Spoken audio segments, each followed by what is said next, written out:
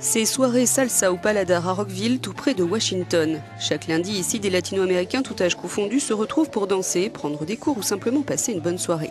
La plupart sont nés aux États-Unis, mais leurs parents ou grands-parents ont immigré de Cuba, Mexico, Puerto Rico ou du Salvador. Autour des tables, ça discute enfants, boulot et bien sûr élection présidentielle. Plutôt catholiques, commerçants et très familles, les latino-américains votaient habituellement républicains. Mais depuis une dizaine d'années, ils apportent massivement leur voix aux démocrates. Et la candidature de Donald Trump va encore accentuer le phénomène. Je suis très inquiète. C'est gênant de voir que cet homme rassemble des voix. Des gens votent-ils vraiment pour cet homme? Il n'a aucun respect pour les femmes. Alors nous, en tant que latino-américains, je pense que je ne suis simplement pas d'accord avec lui. On va dire qu'il n'est pas mon favori. Contrairement à avant, il y a un important activisme dans la communauté latino. C'est énorme. Et cela va certainement avoir un effet sur les élections à venir.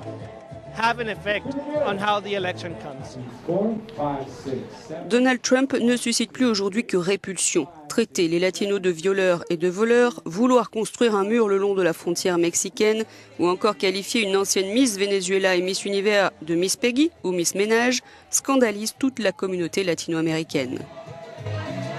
Et concrètement, cela se traduit par une forte mobilisation électorale. Les inscriptions sur les listes ont grimpé en flèche.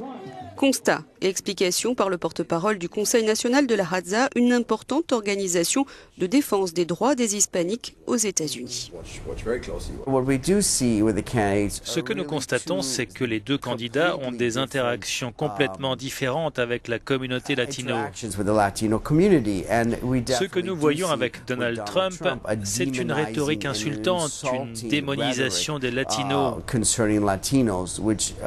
ce qui est clairement un discours qu'on ne peut pas entendre. Évidemment que nous n'allons pas rester assis à faire office de punching ball si on nous insulte et que nous allons riposter par nos voix dans les urnes. 27 millions de latino-américains sont en âge de voter cette année, un record. En termes d'électeurs potentiels, ils sont donc désormais au coude à coude avec la communauté afro-américaine. George W. Bush avait remporté environ 40% de voix dans la communauté hispanique et Mitt Romney 27% en 2012. Cette année, Donald Trump va certainement faire encore moins. À l'avenir, les républicains devront s'engager de façon beaucoup plus sérieuse avec les latino-américains s'ils ne veulent pas perdre la présidence ad vitam.